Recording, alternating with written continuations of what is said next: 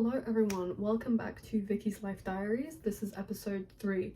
I didn't want to do my schoolwork, nor do I want to continue packing, so I figured that I would give a little sort of uni life advice. This sort of advice will cover moving into university, what to expect, what not to expect, the sort of general do's and don'ts of university, and my credentials are that I'm a second year student who's already done all of this. I've already made my stupid mistakes, you know, a little bit of friendly advice never killed anyone. So let's get on with the video. I think the first thing that I really do want to talk about is the newfound independence that you get when you move to university. I think a lot of people when they move to university for the first time are really elated with the independence that they get, you know? There's no parent hovering over them, there's no curfew, you don't have to tell your parents who you're going out with and when you'll be back. You can essentially eat whatever you want. And the independence is great, but with that independence comes a lot of responsibility that I don't think people realize. A lot of the responsibilities is something that I feel like everyone sort of knows in the back of their head, but no one's been explicitly told. And so these responsibilities include cooking and cleaning after yourself, making sure that you stay on top of your university work, and budgeting. I think the first two, so cooking and cleaning after yourself, are kind of basic. It's almost expected. When you move to university, there are a lot of people that are going to not be house trained. They're going to leave the kitchen in a mess. They're going to leave the bathrooms in a mess if you've got shared bathrooms. There's been horror stories of mold growing in kitchens because people don't take the bins out, etc, etc. And if it does get really bad, it is advised that you do move halls, you change halls. But a lot of people just suck it up and stick it out because it's only for a year, right? And I think being able to cook and clean after yourself is such a basic life skill that I think everybody should know. It's just a lot of people don't pay attention to it. The third thing is keeping on top of your university work. The universities will not tell you, you know, you've got an assignment due in 5 days. They won't keep reminding you. You're just expected to do that assignment. The same way you're expected to turn up for lectures, same way you're expected to turn up for seminars and know what you're talking about. It is your responsibility to keep on top of your work. They're not going to call your parents at home and be like, why weren't they in the lecture? Attending your lectures, attending your seminars, making sure your assignments are handed in on time is your responsibility. And I know that one sounds pretty self-explanatory. You know, you're in university, you're paying to do that. However, a lot of people keep forgetting that you're paying almost 10 grand a year. You might as well make the most of it. I think the fourth thing is a really important one, because whether or not you want to, you will learn how to budget at university. Budgeting at university is almost forced upon you. In the UK, you get student finance. This normally comes in September, January and April. So student finance in the UK is usually meant to cover, you know, living expenses, so food, rent, bills, etc. It normally doesn't, let's be honest. However, being able to budget and being able to save up and being able to work out how much you need for rent, how much you need for food, how much you need for bills, and save that amount of money so you can afford it is so crucial. I know a lot of people that blew through their student finance within the first 2-3 weeks of uni, and then they had to call up their parents and go, hey mom, hey dad, can you pay my rent for the next 2 months? That is a really embarrassing phone call. That's not something that any adult should be making. And university in general will teach you how to budget, because you can't call your parents up for 3 years and be like, hey, can you guys pay my rent? Can you guys pay my bills? That's just not on if you're an adult. I think my point about independence and responsibility ties in really well to my next point, which is friendships and maintaining those friendships. University in itself is so incredibly isolating. You're not stuck with the same people for 8 hours of the day. I have 15 hours of contact per week. And so it sort of forced me to make friends, to maintain these friendships. Making friends is a lot easier than maintaining them. You can make friends in so many other ways. You can make friends in so many ways. You can go clubbing, you can join societies, you can just say hello to the people in your lectures, you know? It's not that hard to make a friend. The hardest part is maintaining these friendships. You are not going to be seeing these people every single day for an extended period of time. If you meet the friends while clubbing, you have to go clubbing to meet them again. If you meet the friends in societies and in clubs, then you need to keep going to the society functions to continue being friends with them. If you make friends in the lectures, turn up to your lectures to make friends with them. And maintaining these friendships takes time, and it takes a while to get to know them. So eventually you can say, hey, do you want to go for a coffee? Hey, do you want to go grab a drink sometime?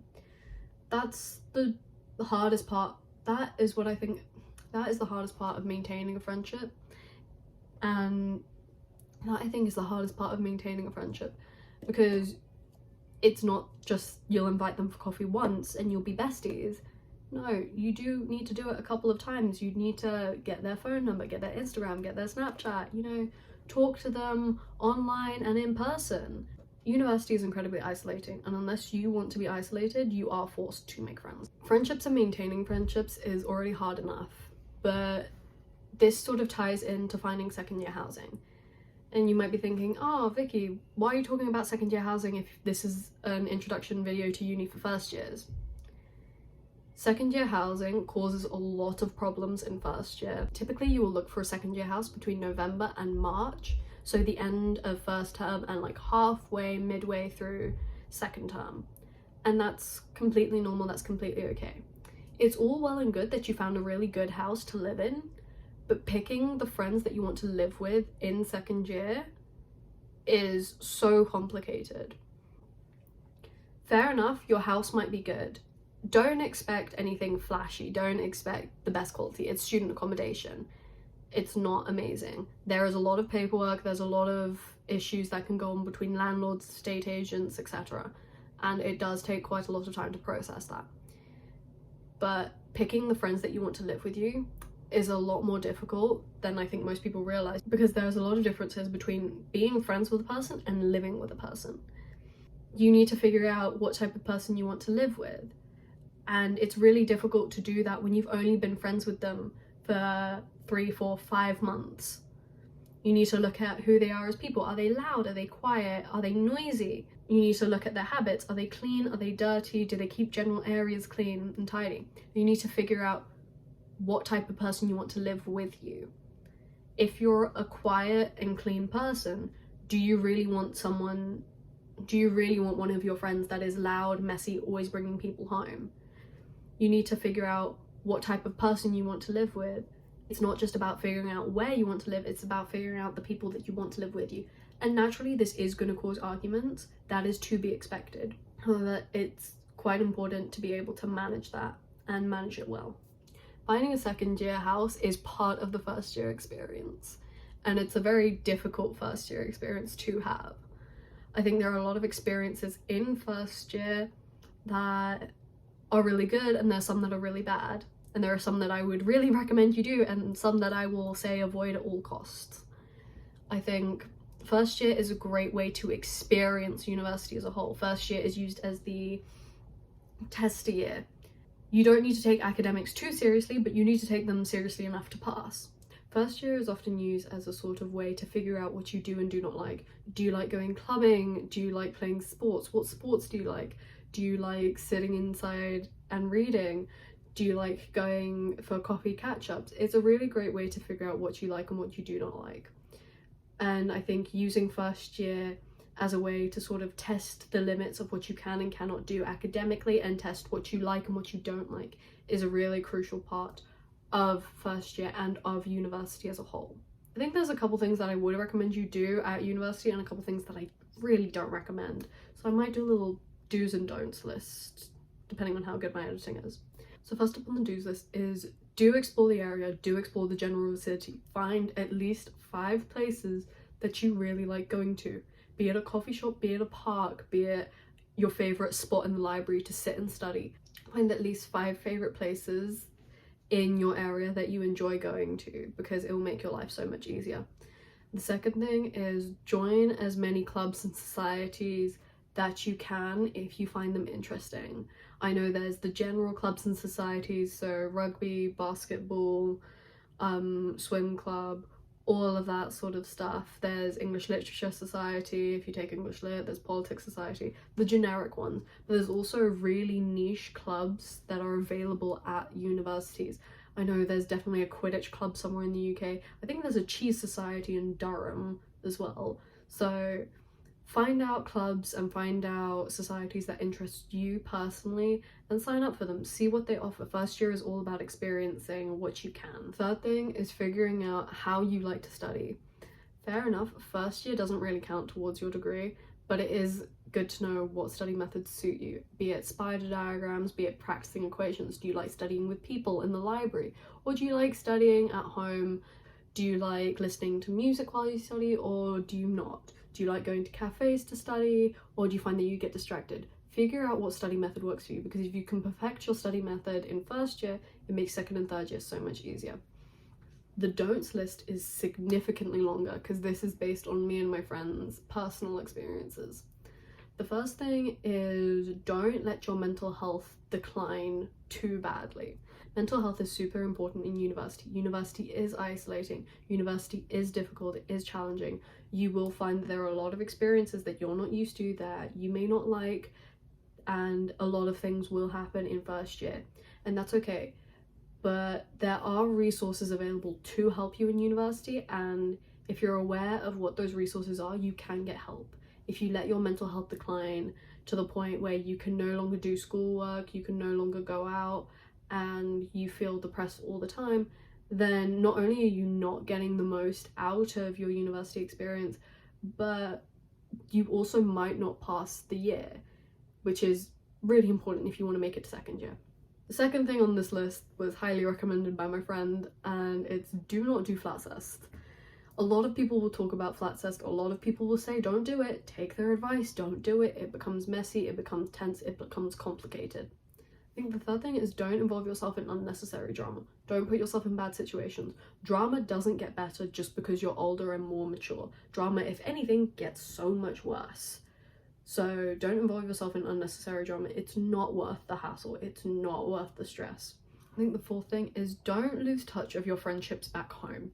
Yeah, it's great that you've moved to another city, you know, you're exploring, you're making new friends, but you've still got friends back home, and it's important to maintain those connections, maintain those friendships, because your friends at university are great, but your friends at home are also great as well, and it's important to be able to maintain those friendships because they are the friendships that do last. The fifth one, don't fall behind on academics. It's very easy to fall behind on academics. It's very easy to sort of get lost in the whirlwind of work that you're going to have to do. There is so much more work that goes on at university. Try not to fall behind. It is very easy to fall behind, and no doubt you will fall behind sometimes, but try to stay on top of the work, because the more you stay on top of the work, the easier it gets. Make sure you have a timetable, make sure you plan out what you need to learn, make sure you understand the concepts. If you don't understand the concepts, go see your professor, send them an email. An email never hurt anyone. Number 6 is that you don't always have to follow the trends at university, and don't feel left out if you cannot follow those trends at university. There are trends in university, especially if you go to a Russell group, and you will be able to notice them. Last year, one of the trends was Tom's trunks and Ralph Lauren knits and a little skinny scarf around your neck. And that was a trend. This year, one of the main trends is smoking. There's no pressure to follow the trend. You will notice everyone doing it. However, nobody really cares if you follow or if you don't follow that trend. You're not going to be bullied for it. But I think being able to make that decision of what trend to follow and what not to follow, and being able to prioritize, do I really need that pair of Tom's trunks? Do I really need that skinny scarf that's only going to be in season for a term over my rent? Probably not. So that's quickfire do's and don'ts. If you have siblings, relatives, or older friends that have gone to university, they can probably add on to this list. I think if there's one thing I want you guys to take away from this video, is that university is a really good experience, and first year sort of sets the expectation for that experience. If you have a really good first year, you're going to have a really good rest of your time at university. If you have a shit first year, it might get better throughout second and third year, but your first year where you essentially explore, where you dabble in new things, that year is lost. First year is a year for experiencing new things and learning what you like and what you don't like. And while the academic side of it is very serious, everything else, the experiences, the laughs, the getting drunk, the having embarrassing moments, that's all part of the fun of first year. First year is not as serious. University is not as serious as a lot of people make it out to be. Yes, you are paying to learn, but you're also paying to have an experience. And I think that's something that everyone should understand.